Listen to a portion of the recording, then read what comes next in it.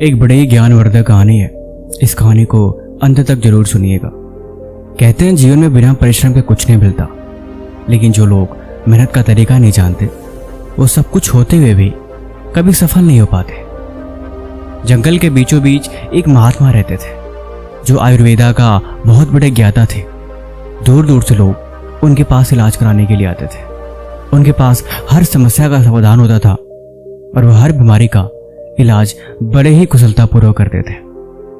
इनकी इसी काबिलियत को देखते हुए गांव के सारे लोग बहुत प्रसन्न थे कि चलो जंगल के ऊपरी छोर पे कोई तो ऐसा है जो हमारे मुसीबत के वक्त में काम आता है। जब भी हम वहां जाते हैं तो हमारा उपचार करते हैं। वो महात्मा किसी से ज्यादा बात नहीं करते थे। कोई भी मरीज उनके पास आता, अपनी समस्या बताता कि मुझे बुखार है या मुझे जुकाम है, वो उसकी बातों को सुन लेते और बस इशारा करते कि तुम जाके कुर्सी पे बैठ जाओ, और वो उनकी बातों को सुन के बस जाके कुर्सी पे बैठ जाना होता था। वो किसी से भी कुछ भी फालतू बहस नहीं करते थे। एक समय की बात है, एक बार उनके पास ऐसा ही मरीज आया जो दूर से ही उन्हें दिखाई दे रहा था कि वो चल नहीं पा रहा है। जब वो उसके पास आया तो उसने बोला कि हमारी मदद करिए, मेरे पैर में चोट लगी है और बहुत खून बह रहा है, मैं चल नहीं सकता, कृपा करके मेरा इलाज करिए। महात्मा ने उसका हर बार की तरह इशारा किया कि तुम जाके उस वहां पे स्थान पे बैठ जाओ। वो वहां पे गिर गया और उसके अंदर उठने की भी हिम्मत नहीं थी।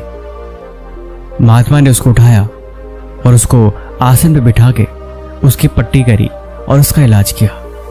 इलाज तो उसका हो गया था, लेकिन उसकी हालत इतनी नाजुक थी कि अब वो चल नहीं सकता था। उसके शरीर से इतना खून गिर चुका था कि वो अंदर ही अंदर बहुत कमजोर हो चुका था। उसको अब आराम की आवश्यकता थी, इसीलिए वो महात्मा ने उसे अपनी कुटिया में ही लिटा दी। धीरे धीरे समय गुजरने लगा और अब उसकी हालत थोड़ी सुधार होने लगी। एक दिन बाद वो ठीक हो चला था तो उसने देखा कि महात्मा एक शेर का इलाज कर रहे हैं। शायद शेर को चोट लगी थी और उसके भी शरीर से खून निकल रहा था। वो देख के डर गया और बोला कि आप ये कैसे कर लेते हो? क्या आपको डर नहीं लगता? ये तो विशालकाय और काफी प्रभावकारी जीव है। ये तो किसी को भी 1 मिनट में लीला समाप्त कर दे। ये तो किसी को भी मौत के घाट उतार दे। आप इतनी निडरता से कैसे कर लेते हो? महात्मा कुछ नहीं बोले। आखिर वो शेर भी ठीक होकर चला गया। दोनों शाम के वक्त बैठ के बात कर रहे थे। उसने बोला कि तुम कहां से आए हो, तुम क्या करते हो? उस इंसान ने बताया कि मैं एक गरीब मजदूर हूं, पास से खेत में मैं काम कर रहा था और मैं कुदाल से खेत को जोत रहा था। तब तक कुदाल गलती से पत्थर से फिसल के मेरे पैर पे आ लगी और मेरे अंगूठे में चोट लग गई। मैंने सुना था कि पहाड़ के ऊपरी छोर पे एक बाबा रहते हैं, इसीलिए घर जाने से अच्छा मैं यहीं पे आ गया। मेरी एक ही संतान है जो अभी स्कूल जाती है। अगर आप बुरा न माने तो क्या मैं आपसे अनुरोध कर सकता हूं? महात्मा ने बोला हाँ बोलो, क्योंकि काफी दिनों रहने से वो दोनों आपस में एक दूसरे को जानने लगे थे। उसने बताया कि मेरा लड़का अभी पढ़ाई करता है। मैं चाहता हूं कि वो आपके साथ रहे और आपसे आयुर्वेद की विद्या सीखे। अगर आप चाहें तो मैं उसे यहाँ भेज सकता हूँ। वो महात्मा कुछ नहीं बोले और चुपचाप अपनी कुटिया में चले गए। उस इंसान को लगा कि शायद महात्मा नाराज हो गए, ये मैंने उनसे क्या पूछ लिया। आखिरकार वो दोबारा कुछ नहीं बोला। उसने बोला महात्मा कोई सेवा में कार्यरत हो तो आप हमें बताएं, मैं आपकी क्या मदद कर सकता हूँ? महात्मा ने बोला अगर तुम मेरी मदद करना चाहते हो तो जंगल में जाओ और जंगल से लकड़ियां उठा के ले आओ, क्योंकि शाम के वक्त मुझे भोजन पकानी है।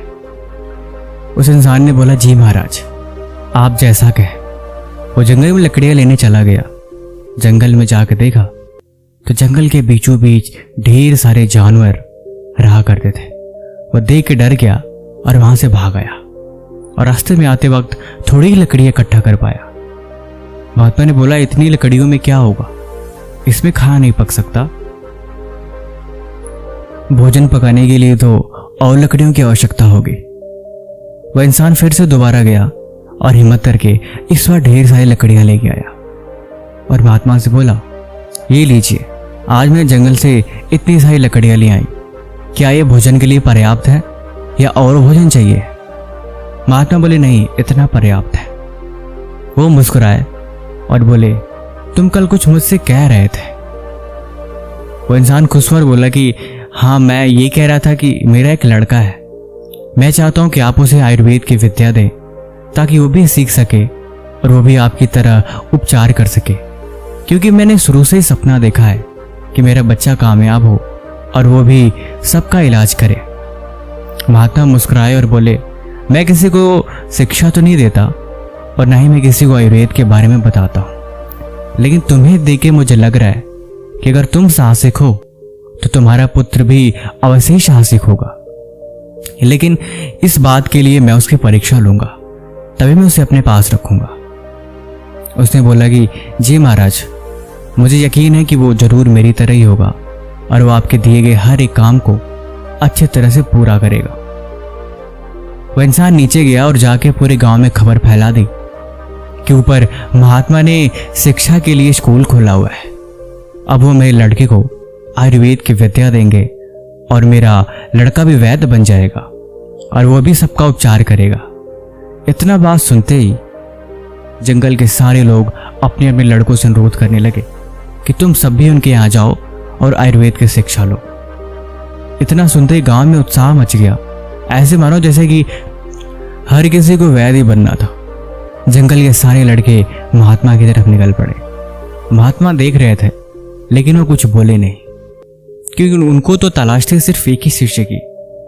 आखिरकार सारे बच्चे उनके आश्रम में पहुंचे और बोले, हम सब आपके यहाँ आयुर्वेद की शिक्षा लेने आए हैं और हम सब अपने माता पिता की अनुमति से आए हैं।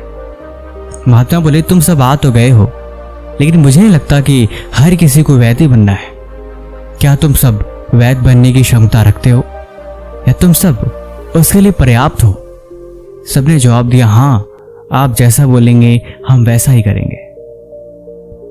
महात्मा ने सब बच्चों को अपनी कुटिया के अंदर बुलाया और हर एक आयुर्वेदिक जड़ी बूटियों के ज्ञान देने लगे कि ये देखो, इसका उपयोग हम इस काम में करते हैं। ये पत्ता देख रहे हो, इस पत्ते का उपयोग हम बुखार में यूज करते हैं। उनके पास जितनी भी औषधियां पड़ी थी और जितनी भी उनके पास देवी चीजें थी, वो उन सब के बारे में बताने लगे और बोले, आज के लिए बस इतना ही। सारे बच्चे काफी उत्साहित थे कि कल को क्या होगा। फिर उन्होंने अगले सुबह महात्मा से बोला, आज हमारे लिए क्या आज्ञा है? महात्मा ने बोला कि आज मैं चाहता हूं कि तुम सब इस जंगल को भ्रमण करो और जाके जड़ी बूटियों का वो हिस्सा ढूंढो जो किसी काम में नहीं आती, क्योंकि मेरे हिसाब से मैंने पूरे जंगल में छान मारा है और मैं चाहता हूं कि तुम वो चीज मुझे ला के दो जो किसी भी आयुर्वेदिक चीजों में काम नहीं आती और जिसका मैं उपयोग नहीं कर सकता। सारे बच्चे खुश हुए कि महात्मा ने तो बड़ा ही आसान सा काम दे दिया है। वो सब जंगल की तरफ निकल गए। जंगल काफी घना और वेगन था, इसीलिए जब वो जंगल के अंदर जाने लगे तो उन्हें तरह तरह की जानवरों की आवाजें सुनाई देने लगी, जिन आवाजों को सुन के आधे बच्चे तो यूं ही डर के नीचे भाग गए कि ये काम मेरे बस का नहीं है। और अंदर जाने पे उन्हें शेर का सामना करना पड़ा। शेर दहाड़ रहा था और डर के मारे भागे। लगभग सारे बच्चे अब वहां से भाग ही चुके थे, क्योंकि जंगल इतना डरावना था कि वहां पे जड़ी बूटियां ढूंढना तो दूर, वहां पे कोई ढंग से भ्रमण भी नहीं कर सकता था। आखिरकार वो किसान का लड़का वो भी उसी में था। उसने हिम्मत रखी और अंत में कुछ गिने चुने बच्चों के साथ वो कुटिया पहुंचा। सबके हाथों में कुछ ना कुछ था। किसी ने कोई पत्ते उखाड़ लिए, किसी ने घास फूस उखाड़ ली, किसी ने सूखी लकड़ी उखाड़ ली और सब कुछ लेके महात्मा के पास पहुंचे। महात्मा ने देखा और बोला, तुम ये सब क्या लेके आए हो?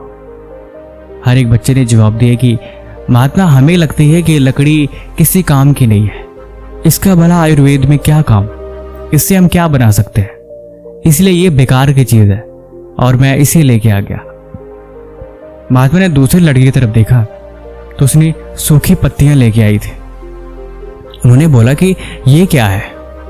उसने जवाब दिया कि पत्तियां पेड़ से गिर के सूख गई हैं, इनका भला आयुर्वेद में क्या काम, ये तो बेकार की चीजें हैं, इसीलिए मुझे लगता है कि ये बेकार है और मैं इसे ही लेके आया। उन्होंने लगभग जितने भी बालक बचे थे सबके हाथों पर नजर डाली और सबके पास कुछ न कुछ था जिनको वो साबित कर रहे थे कि इसका आयुर्वेद में कोई उपयोग नहीं है, ये बेकार की चीजें हैं।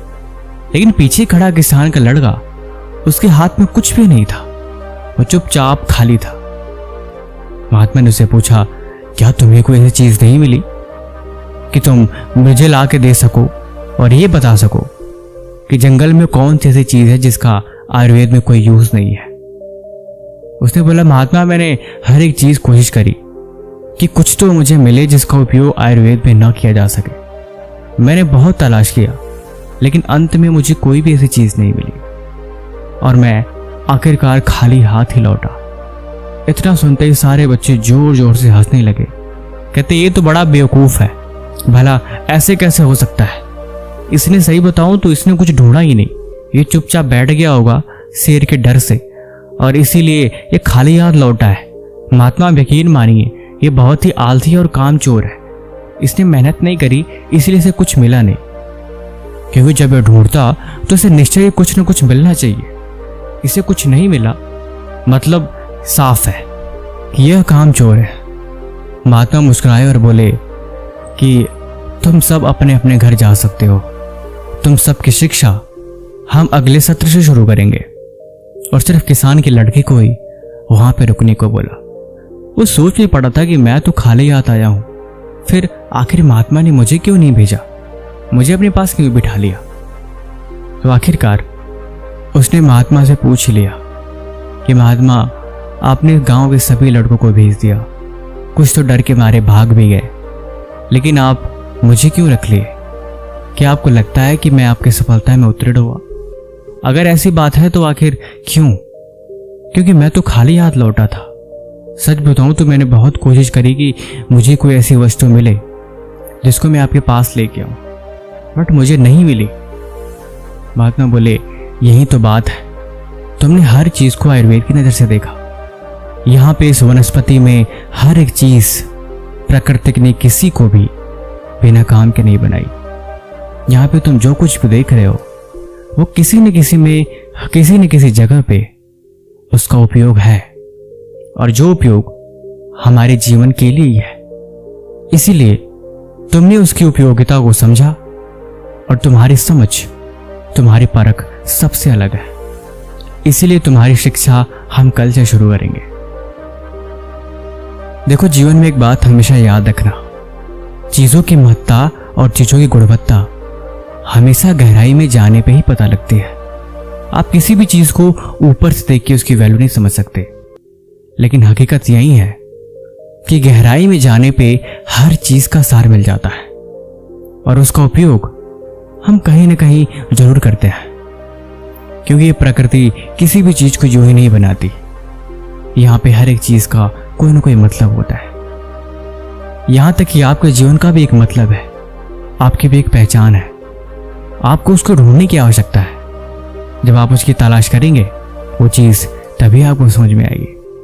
बाकी कहानी आपको कैसी लगी आप हमें कमेंट बॉक्स में जरूर बताएं, और किसी भी तरह का सवाल है तो वो भी आप हमसे पूछ सकते हैं। तब तक मिलते हैं एक और नई कहानी के साथ अगले दिन। धन्यवाद।